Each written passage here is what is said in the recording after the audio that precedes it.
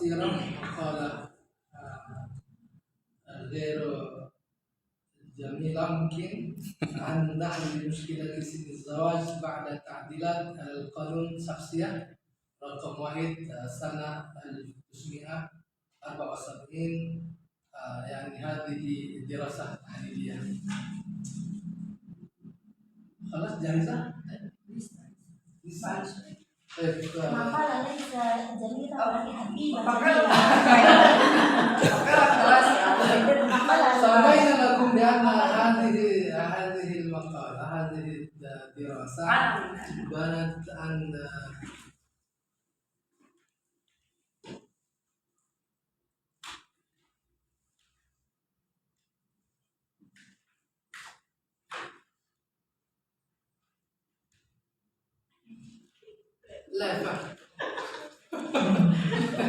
لا ليس مباشر يعني إلى تسجيل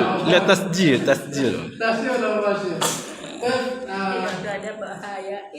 سمينا لكم موجزا عن هذه المقالة. يعني هي عبارة عن دراسة تحليلية قصيرة ظهرت، يعني بنيت عن وجود مسألة في الظاهرة بعد تعديلات القانون. يعني تعديل القانون رقم 1 سنة 1974 التي غيرت وبدلت وعدلت إلى القانون الجديد عن الأحوال الشخصية. يعني القانون رقم 16 سنة 1919. يعني التي تنص فيها عن تغيير سن الزواج من 16 إلى 19 للمرأة. وهذه الدراسة طبعا بداية عنها طبعا هناك الأصول. أولا يعني الأساس التجريبي، الأساس الميداني، الأساس التي نجد نجد في أحوالنا عن وجود مشكلة في هذه المسألة، في مسألة سن الزواج. يعني هذه الأساس. ثم ثانيا الأساس القانوني. يعني القانون رقم 1 سنة 1977، والآن نحن بعد مرور تقريبا زادت من 40 سنة. زادت 40 سنة، ولا بد ولازم أن ننظر ونناقش ونحلل عن القانون الموجودة التي جرت 40 سنة هذه لتعديلها، ليس فقط عن سن الزواج ولكن عن أمور أخرى تطورا وتطبقا بتطور الزمن. طبعا يعني سنة 1974 إلى الآن طبعا هناك فرق كبير في تطور الموجودة. ثم ثالثا طبعا هناك أساس الفلسفي. أساس الفلسفي هذه طبعا متعلق ما نسمي بالمقاصد الشرعية، المقاصد الخمسة. طبعا وبعد ذلك هذه ندخل إلى ما نتكلم عنها، يعني عن سن الزواج. سن الزواج هنا طبعا أولا التعريف. أساسا ليس هناك تعريف متفق عن سن الزواج حتى في الإسلام، حتى في القرآن ليس هناك اتفاق على التعريف المتفق عن سن الزواج. ما هو سن الزواج؟ يعني لو نظرا للقانون الموجود الآن طبعا سن الزواج هو السن الذي يسمح للمرأة أو الرجل للزواج. وطبعا سنه متفرق. لو نظرا بناء على القانون الجديد طبعا سن الزواج في عمر 19، يا إما للرجل وإما للمرأة. وأما في القانون القديم يسمح للرجل الزواج في سنه 19 ولكن المرأة يسمح لها أن تتزوج في عمرها أو في سنها 16. ثم غيرت وعدلت القانون بالجديد ويسمح للمرأة كما يسمح للرجل. يسمح للمرأة في سنها 19 وكذا هو متساوية مع الرجل. يعني قانون جديد أو بعد التعديل يسمح لهما في سن التساوية في 19.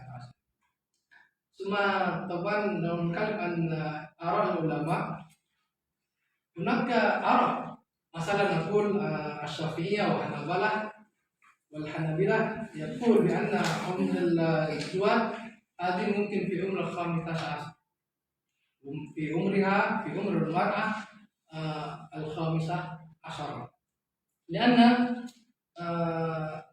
ذهبت هذه الآراء بأن المرأة في سنها 15 هذه لها قدرة خلاص يعني لها قدرة في جسديا وكذلك مخيا في أن تتزوج في سنها 15. ولكن هذه الآراء كذلك العلماء اتفقوا بأن لابد أن تكون المرأة ليس فقط عمرا ليس فقط سنا ولكن جسديا وعقليا كذلك. يعني للمرأة لو أرادت أن تتزوج ليس فقط في عمرها 15 لكنها لابد أن تكون عقلية أن تكون عقلها جاهز أن تكون عقلها مستعدة لأن تتزوج في عمرها 15.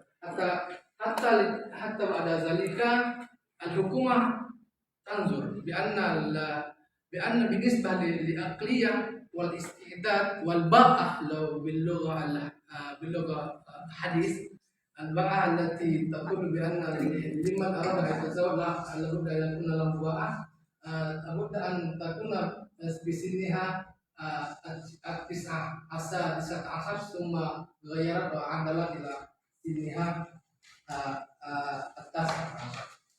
إذن طبعا هناك الفرق بين ما يراها العلماء وما يراها الحكومة نظرا لتطور الزمن.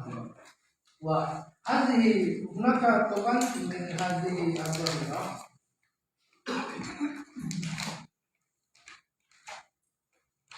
هناك ظهر بعد تعديل القانون هناك ظهرت المسألة عن سن الزواج. الأول يعني ازدياد طلب إعفاء الزواج يعني لأن المسموح في القانون هو 19 من عمرها من عمر الزوج والزوجة.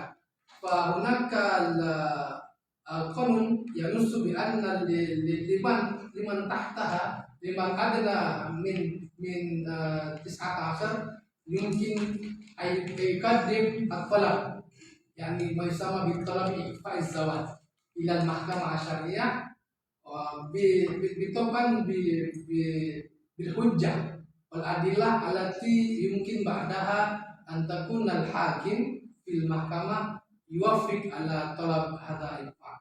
مثلا في واحدة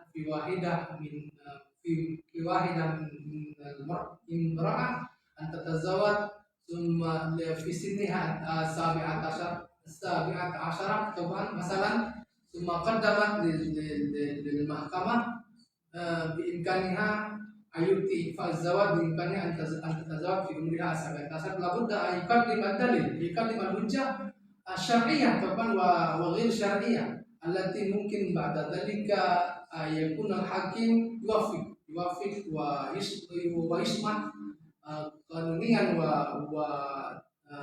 وحكميا بأن تتزوج. ثم أن المسألة الثانية أن الإيجابية والسلبية التي ظهرت من هذه التعديلات في العادات والتقاليد. هناك في زماننا هذه ممكن قد قلت عن هذه الظاهرة، ولكن قبل السنين هناك ظاهرة بأن الأهل والأهل الآخر اتفقوا بأن يزوج ابنها الصغير الصبي مع ابنة الأهل الآخر، مع امرأة الصبية من أهل الآخر. وهذه الظاهرة طبعا لا يمكن أن تقع ثانية لما هذا القانون يطبق بالصحيح طبعا. ثم ثالثا ظهر كذلك بعد هذه التعديلات أن اختلاف الآراء أمام المجتمع